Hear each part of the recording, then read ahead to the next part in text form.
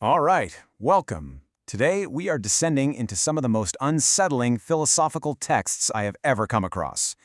Now, these aren't your typical essays from long-dead thinkers. These are transcribed dialogues with monsters. We're going to approach this as a kind of dark, scholarly lecture, really digging into what these beings have to say about us, about the human condition, once you strip away all the comforting lies we tell ourselves. So, here's our roadmap for today. First, we'll frame our little inquiry here. Then, we'll dive into three very distinct critiques from our monstrous panel: the absolute futility of revival, the hollowness of ambition, and, well, the chilling logic of total annihilation. And we'll wrap up by asking what all this monstrous reflection really says about us. So, here's the central premise we're working with. What if these beings we call monsters actually see things with a terrifying kind of clarity? You know, they're not burdened by things like hope or morality or even the fear of death. So what can they teach us about the despair that might be hiding deep inside our own existence? And this is absolutely crucial to understand. We are not looking at these creatures as some kind of external threat you can fight. No. Instead, we are analyzing their words as a unified philosophy, a disturbingly coherent takedown of mortal life, its purpose, and what they see as its ultimate futility. The horror we're studying today, it's the kind that lies within. Okay, let's get into our first case study. We're starting with the necromancers, and they force us to confront one of the most fundamental questions there is: the value of life itself. And they ask this from a unique position, the position of those who can, at least in theory, bring it back. And there it is. That's the question at the very heart of the necromantic worldview. It completely shifts the conversation, doesn't it? It's not about the magic of reanimation anymore. It's about a much more unsettling question. What's the value of it? Why would anyone even bother? I mean, the logic here is just ice cold, isn't it? This necromancer argues that reviving someone is basically a pointless exercise. If death is the inevitable, final state, and they even suggest it might be the desired destination, then bringing someone back is just a meaningless delay. It's an act without any real purpose. And then, a second necromancer comes at it from a slightly different angle, reinforcing the point. The problem isn't just that you'll die again. It's the quality of the life you're bringing back. If a life was already empty, already hopeless, well, reanimation doesn't magically fix that. It just reinstalls what they call a perpetually nested hopelessness back into an empty shell.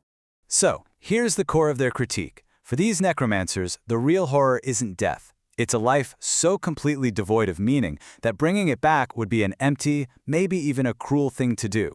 The tragedy isn't dying, it's living a life that wasn't worth living in the first place. Okay, so we've talked about the end of life. Now let's turn to the things people chase during it. Our next speaker, a creature known only as a mini-monster, offers a really scathing take on mortal ambition, our morality, and that desperate scramble for status. Right here, the monster just lays its philosophy out with this cynical pride. It has no convictions, no core beliefs. It changes its direction based entirely on convenience, on who's paying, on what it calls the winds of public opinion. And then it hits us with that disturbing question. Isn't this kind of empty, transactional morality the perfect model for getting ahead in the world? Let's just break this worldview down a bit. Status? Oh, that's just a lucky break that people mistake for genius. Morality? That's a commodity. Something you can change based on who's outraged or who's writing the check. It even calls sucking up to people an exciting propensity. And in this bleak calculation, human lives are just acceptable collateral damage in a game that gives you less and less back over time. So ultimately, the mini-monster's perspective just exposes all our ambition as this hollow, transactional game.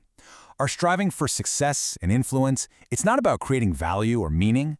No, from its point of view, it's just about finding the most efficient way to debase yourself for personal gain. All right, take a breath. We are now entering what is, for my money, the most philosophically terrifying part of this entire lecture. We're moving beyond critiques of life and ambition, and we're looking at the very idea of meaning itself, exploring a monstrous desire not just for death, but for the total annihilation of sense and reason. Our guide into this particular abyss is the Mage Goblin, and its power is horrifyingly specific. It doesn't just make people wish for death, it makes them actively desire a gruesome, painful end. This isn't some peaceful longing to fade away. It's an attraction to violent self-destruction. And then the goblin poses its most unsettling question. It asks us to seriously consider that maybe, in a life of what it calls abject misery, the desire for a violent, definitive end isn't the irrational choice. It suggests that perhaps the truly irrational ones are those who just choose to keep enduring a pointless existence. Now, to really grasp what our final monster is all about, we need a specific philosophical term on the table: existential nihilism. This is the theory that life has absolutely no inherent meaning, no objective purpose or value. Our final speaker doesn't just believe this, it actively works to make it a universal reality. Meet the ant monster.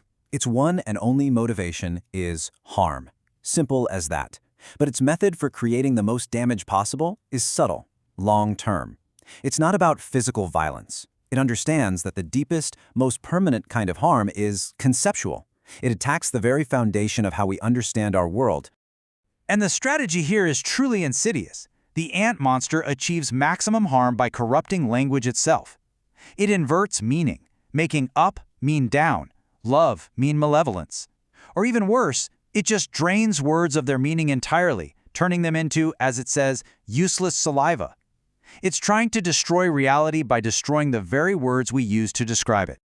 So, where does all of this leave us? We've listened to these philosophies of despair. Now it's time to turn that lens back on ourselves. What's the final takeaway from these dialogues with monsters? And this, right here, is the ultimate point of our lecture. The necromancer, the opportunist, the goblin, the nihilist. They aren't just creatures from some dark story. They are mirrors. They are the logical, terrifying endpoints of our own despair, just personified and turned into a coherent philosophy. And so we end right where we started, with the necromancer's final, haunting question. It's a question that's been informed by everything we've looked at today.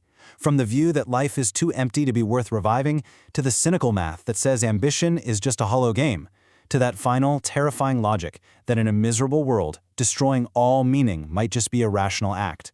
It all leads to this one place. If we accept their premise, if everything truly is hopeless, can any action we take, survival, destruction, love, hate, can any of it truly be called rational? The monsters have shown us their logic. Now we're the ones left to contemplate and answer.